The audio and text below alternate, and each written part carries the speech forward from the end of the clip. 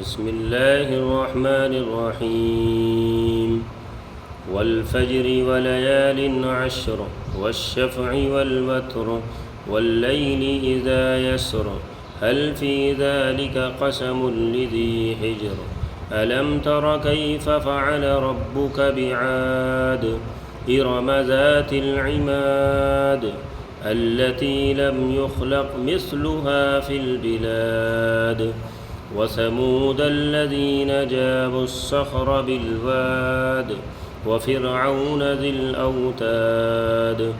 الذين طغوا في البلاد فأكثروا فيها الفساد فصب عليهم ربك سوط عذاب إن ربك لبالمرصاد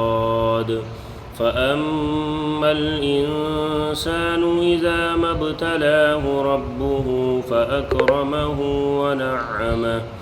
فيقول ربي أكرمن وأما إذا ما ابتلاه فقدر عليه رزقه فيقول ربي أهانن كلا بل لا تكرمون اليتيم ولا تحاضون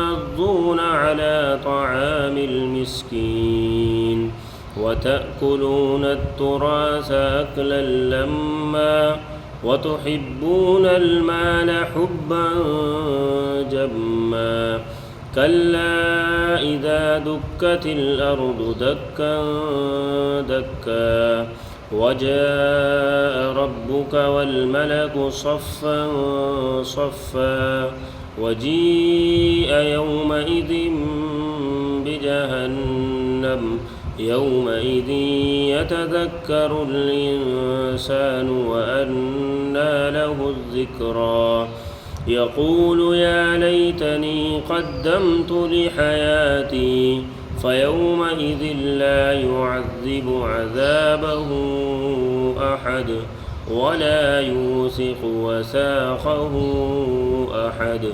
يا أيتها النفس المطمئنة